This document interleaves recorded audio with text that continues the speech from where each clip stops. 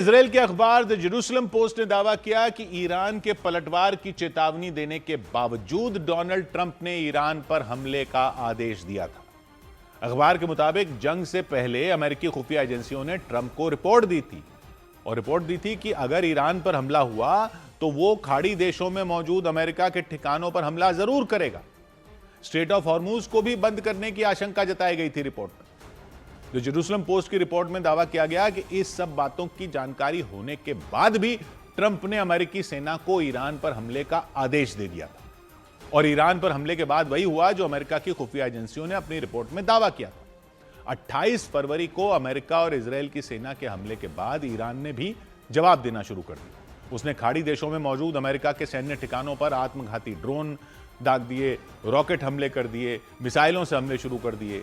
फारस की खाड़ी के किनारे मौजूद इराक में, कुवैत में, सऊदी अरब में, बहरीन, कतर, यूएई में, ओमान में अमेरिका ने अपने सैन्य अड्डे बना रखे हैं और इन खाड़ी देशों में मौजूद अमेरिका के सैन्य ठिकानों को ईरान की IRGC सेना ने दहला दिया।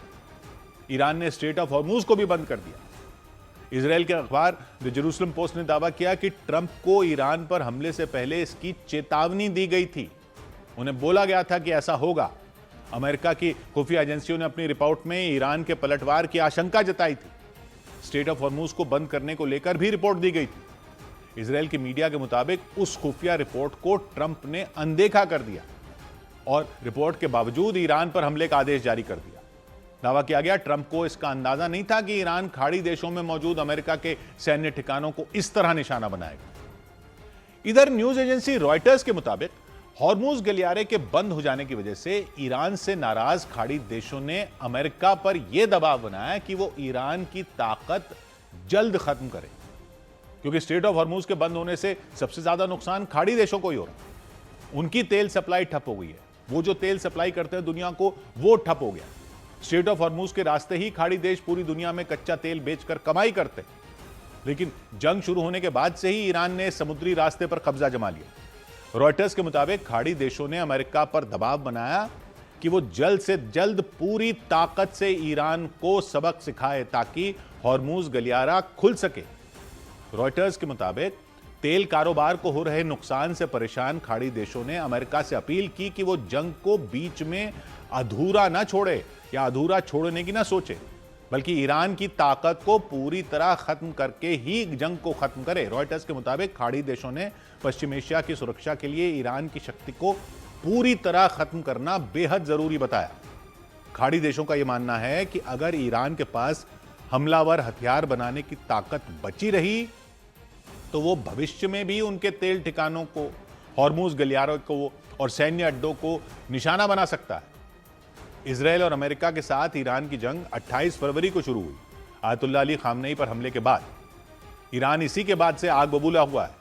उसने अमेरिका से बदला लेने के लिए खाड़ी देशों में भी हमले शुरू कर दिए, क्योंकि वहां अमेरिका के सैन्य अड्डे मौजूद हैं। सैन्य अड्डों के अलावा ईरान ने खाड़ी देशों की तेल रिफाइनरियों पर भी ड्रोन हमले कर दिए, मिसाइलें बरसा दी। इधर ईरान ने स्ट्रेट ऑफ हॉर्मूज के मौजूदा हालात के लिए अमेरिका और इजराइल को जिम्मेदार ठहराया। ईरान के विदेश मंत्री अब्बास अराक्ची ने संयुक्त राष्ट्र के महासचिव एंटोनियो गुतेरेस से बातचीत की।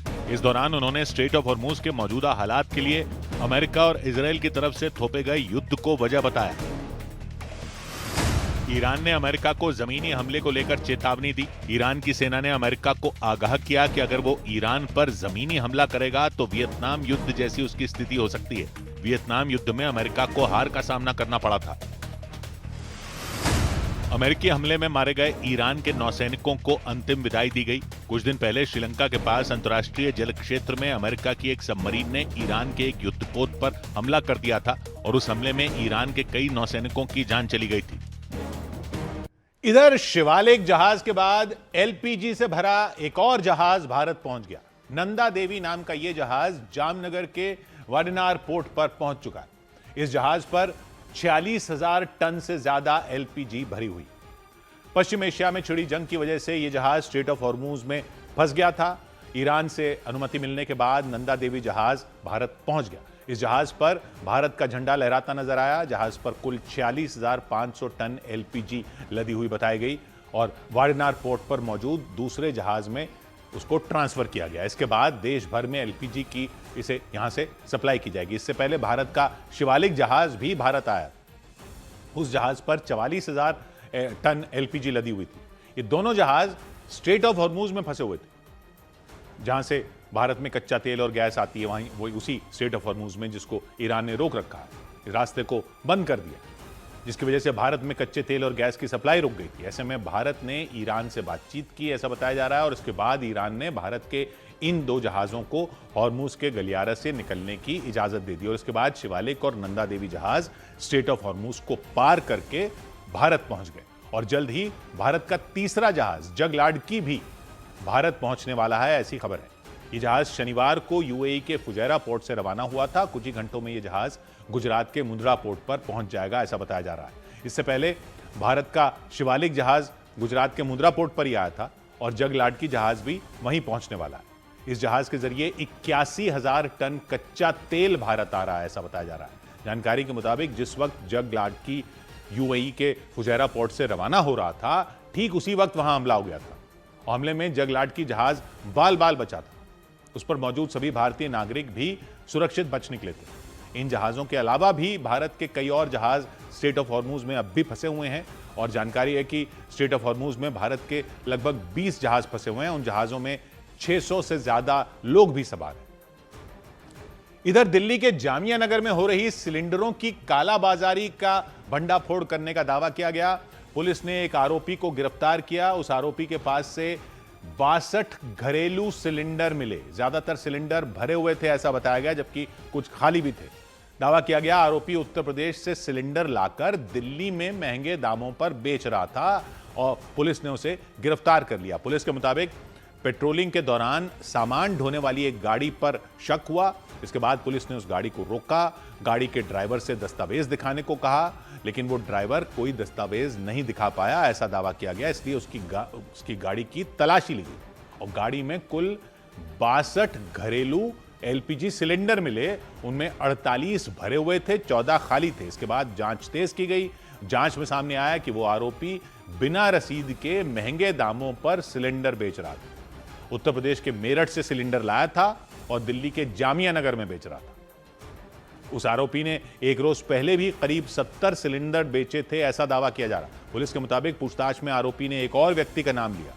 वो व्यक्ति उस गाड़ी के मालिक हैं जिसका नाम लिया उन्होंने, और जिससे सिलेंडरों को मेरठ से दिल्ली लाया जा रहा था, उस गाड़ी के मालिक। आरोपी ने कबूल किया कि उनकी मिली भगत से ही सिलेंडरों की कालाबाजारी चल रही थी। इसके बाद पुलिस उनकी तलाश में भी जुट गई।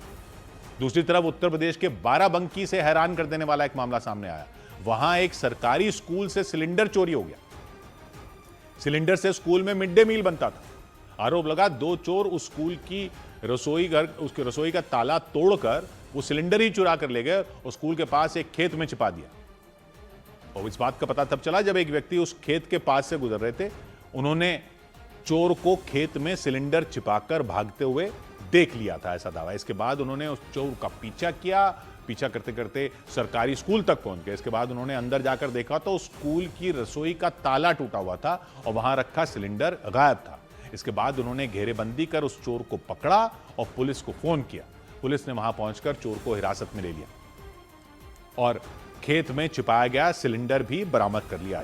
इसके बाद पुलिस उसके दूसरे साथी को भी ढूंढने में जुट गई।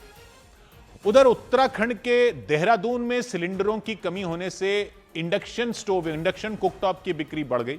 हालात ऐसे हो गए कि वहां ग्राहक ज्यादा हो गए और इंडक्शन कुकटॉप कम पड़ गए। जानकारी के मुताबिक देहरादून में लोगों को वक्त पर सिलेंडर नहीं मिल रहे हैं। इसकी वजह से लोग परेशान हो गए। लोगों ने इंडक्शन कुकटॉप खरीदने शुरू कर दिए। दावा किया गया कि इसकी वजह से बाजारों में इंडक्शन कुकटॉप की कमी हो गई। एक दुकानदार के मुताबिक कुछ ही घंटों में उनकी दुकान में रखे 200 इंडक्शन स्टोव बिक गए। लेकिन इसके बाद भी ग्राहकों का आना बंद नहीं हुआ। आज हमने 200 पीस मॉर्निंग में मंगवाए थे, वो अभी हमारे पास कस्टमर को देने के लिए नहीं है। इस समय बहुत शॉर्टेज चल रही है, पीछे से माल बहुत महंगा आ रहा है। बताया गया जैसे जैसे इंडक्शन कुकटॉप की मांग बढ़ रही है उसके दाम भी बढ़ते जा रहे हैं। पहले के मुकाबले इंडक्शन स्टोव काफी महंगे हो गए हैं, लेकिन ग्राहकों को इससे कोई फर्क नहीं पड़ रहा क्योंकि वो ज्यादा दाम देकर भी इंडक्शन स्टोव खरीदने को तैयार हैं एलपीजी की कमी की आशंका को देखते हुए। इसी वजह से देहरादून की कई दुकानों में और देश के कई शहरों की भी कई दुकानों में इंडक्शन कुकटॉप का स्टॉक करीब करीब खत्म हो गया। उधर ईरान में कई जगहों से सैटेलाइट के जरिए इंटरनेट सेवा देने वाली अमेरिकी कंपनी स्टारलिंक के सैकड़ों डिवाइस जब्त कर लिए गए। ईरान ने सैकड़ों स्टारलिंक डिवाइस जब्त करने का दावा किया। ईरान की सेना के खुफिया विभाग ने आरोप लगाया कि स्टारलिंक के जरिए इंटरनेट का इस्तेमाल किया जा रहा था और ईरान के खिलाफ प्रोपेगेंडा और अफवाह फैलाने की कोशिश की जा रही थी। जंग शुरू होने के बाद से ही ईरान में इंटरनेट सेवाओं पर लगभग पूरी तरह बैन लगा दिया गया था। खबर है कि ईरान ने सुरक्षा का हवाला देकर फुटबॉल विश्व कप के दौरान होने वाले उसके मैचों को अमेरिका की जगह मेक्सिको में शिफ्ट करने के लिए बातचीत शुरू कर दी। ईरान ने इसके लिए फुटबॉल से जुड़ी सबसे बड़ी अंतर्राष्ट्रीय संस्था फीफा से संपर्क किया। 11 जून से 19 जुलाई तक फुटबॉल का विश्व कप अमेरिका, कनाडा और मेक्सिको में खेला जाएगा।